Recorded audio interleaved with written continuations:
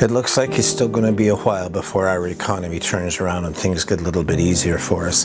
In fact, some new stuff that's come out just in the last few days is telling us that Canadians are actually going into debt in order to be able to afford their groceries. Now, that's an important development. It's not the kind of thing that's happened before. Usually, we get our groceries off of our cash flow that we have each month. So it's kind of flexible. It comes and goes. We're able to do what we need to. And we saved our debts for things like mortgages or expensive car payments or even vacations. But what's begun to happen now is that Canadians are beginning to put their groceries into that debt column. In other words, they're using payday loans or credit cards in order to be able to pay for their groceries each week.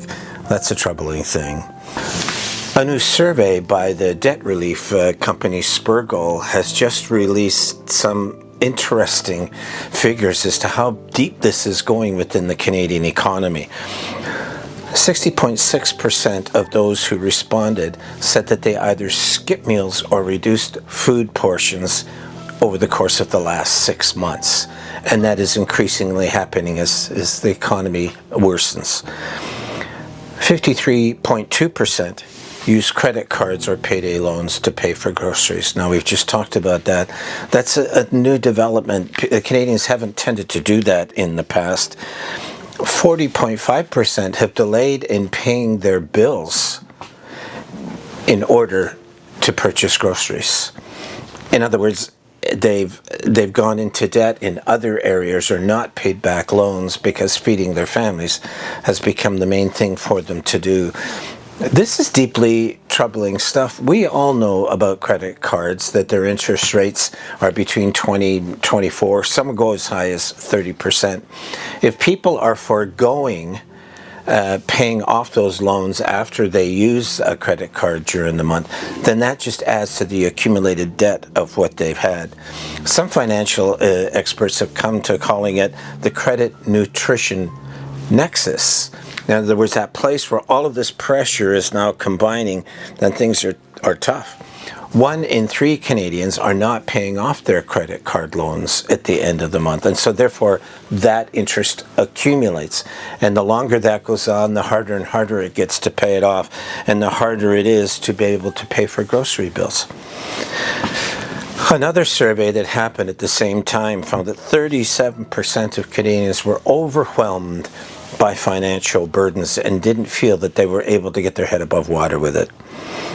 Another 58% said that they had less disposable income than they had before.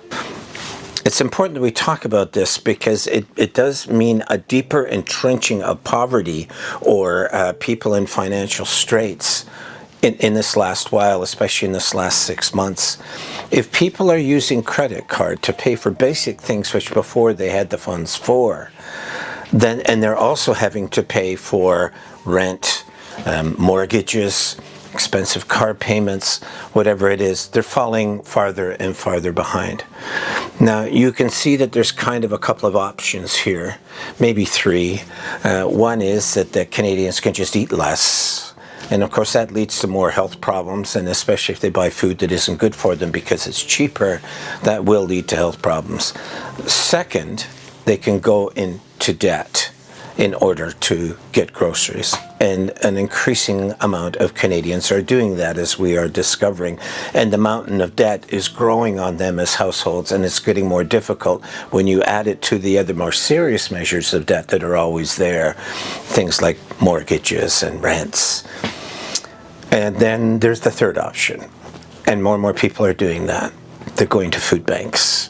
A greater number each year. And in food banks, it's not just that it's a greater number of people that are coming, but people are coming more often. They don't know how to balance this budget problem that's there, and so they're coming. And food banks are doing their best to help.